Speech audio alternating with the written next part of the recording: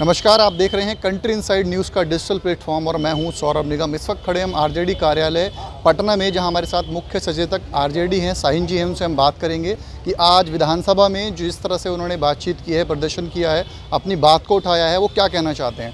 Sir, आज जो प्रदर्शन हुआ है, जिस तरह से आपने आवाज़ उठाई है, उसके बारे में क्या कहना चाहते हैं।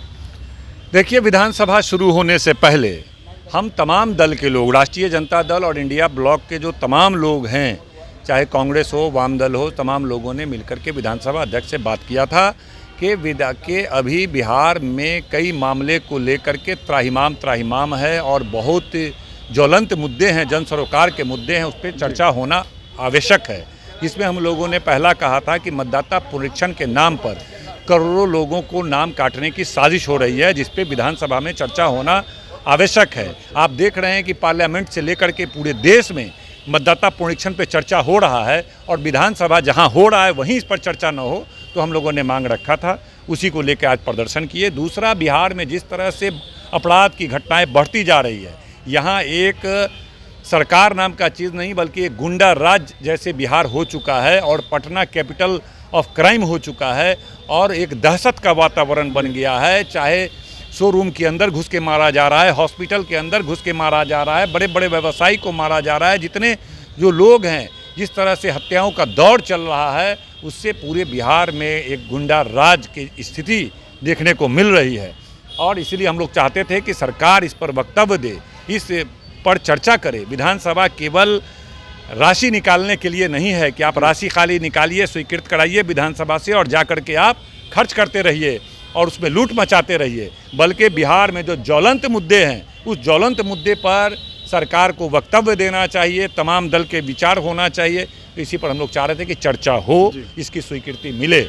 और आज दिल्ली में भी सर इस बात को मांग उठाई गई है कि सुरक्षा व्यवस्था इस तरह से पटना या वहाँ पर ख़राब है, उसके लिए भी आपने वहाँ से भी आवाज़ उठ रही है, उसके बारे में कहना चाहेंगे। पूरे देश में चर्चा बना हुआ है। जिस तरह देश की राजधानी दिल्ली है जी, और देश की आर्थिक राजधानी मुंबई है जी, उसी तरह देश की अपराध की राजधानी कहा जाए कौन है, तो अभी पूरे देश में चर्चा है। यह सवाल आप जनरल नॉलेज की तहत फेसबुक पे डालिए कि भाई बताइए देश की आपराधिक राजधानी कौन है, मतलब कैपिटल ऑफ क्राइम कौन है, तो देखिएगा कि 99% लोग कहेगा पटना, क्योंकि यहाँ प्रत्येक दिन बड़े बड़े व्यवसायियों की हत्या हो रही है, अस्पताल में इधर उधर हर जगह हत्याएं का दौर है। तो ये स्थिति है और हम लोग चाहते हैं कि विधानसभा में इन विषयों पर चर्चा हो, मतदाता पुनरीक्षण के मुद्दे पर चर्चा हो। जो करोड़ों लोगों का नाम काटा जा रहा है, करोड़ों लोग प्रदेश में रहते हैं, करोड़ों लोग बाढ़ से प्रभावित हैं, वो लोग ये दस्तावेज या यह प्रोसेस नहीं कर पा रहे हैं, यह एक्सरसाइज नहीं कर पा रहे हैं, इसी इनका नाम कट रहा है, इनका नाम छूट रहा है। इसलिए इन लोगों पर चर्चा विधानसभा में हो और लोकतंत्र में मतदाताओं के अधिकार की रक्षा सबसे आवश्यक है और हम लोग प्रतिनिधि हैं। पूरे देश में चर्चा का विषय है, हर प्लेटफॉर्म पर इसकी चर्चा हो रही है, तो विधानसभा में क्यों नहीं चर्चा होगी। इसलिए कल हम लोग का मांग रहेगा कि विधानसभा में इस पर चर्चा किया जाए। अगर सरकार चर्चा नहीं कराएगी, अगर सदन नहीं कराएगा, तो हम लोग प्रोटेस्ट करेंगे। फिर लोकसभा के द्वारा भी कुछ आवाज़ उठाने की बात कर रहे हैं आप, जिसमें कि आज जो कानून व्यवस्था पटना में है या जो वोटर्स हैं, जो जिनको डर लग रहा है कि वो वंचित रह जाएंगे, जो बिहार के बाहर के वोटर्स हैं, उनके लिए क्या बात बोलना चाहेंगे।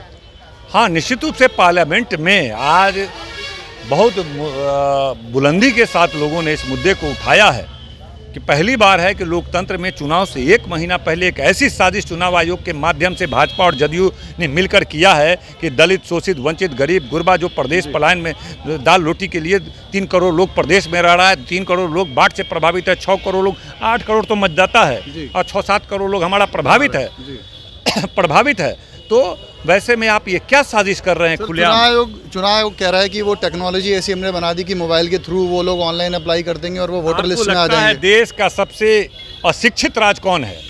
बिहार है। यहाँ पर तो मैट्रिक पास 80% लोग मैट्रिक पास भी नहीं है।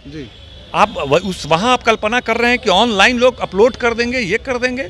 ये कितना छोटा और संकीर्ण सोच है। तो सर, ये यहाँ एक साजिश का रूप दे सकते हैं, इसको साजिश कहेंगे। निश्चित रूप से साजिश, एकदम साजिश है। जब लग रहा है इन लोग को कि अगर फ्री एंड फेयर इलेक्शन होता है तो तेजस्वी यादव जीतने जा रहे हैं, उनके सर्वे रिपोर्ट, तमाम तरह के इनके इंटेलिजेंस के रिपोर्ट, सीआईडी के रिपोर्ट, जो तमाम तरह के इनके रिपोर्ट हैं, यह बता रहे हैं कि बिहार की जनता 20 साल के एनडीए के शासन से उब चुकी है। इस बार तेजस्वी यादव के मजबूत कंधे पर बिहार की 14 करोड़ जनता अपना भविष्य देखना चाहती है, बागडोर देना चाहती है, तो उनका कोई भी हथगंडा नहीं चला है, तो लोकतंत्र को ही ख़त्म करते हुए ये मतदाता का नाम काटना चाहते हैं, धन्यवाद। जिसको हम हमसे लोग बात बर्दाश्त नहीं करेंगे और विधानसभा में प्रदर्शन करेंगे। जी, ये थे हमारे साथ मुख्य सचेतक साहिन जी, जो कि बता रहे थे कि वो विधानसभा, लोकसभा हर जगह पर आवाज़ उठाएंगे और जिस तरह से बिहार के वोटर्स को वोट देने से वंचित रखने के लिए एक साजिश रची जा रही है, वहीं बिहार में जो क्राइम रेट इतना बढ़ गया है, क्राइम की राजधानी, कैपिटल ऑफ क्राइम अगर वो कह रहे हैं तो वो पटना को कह रहे हैं।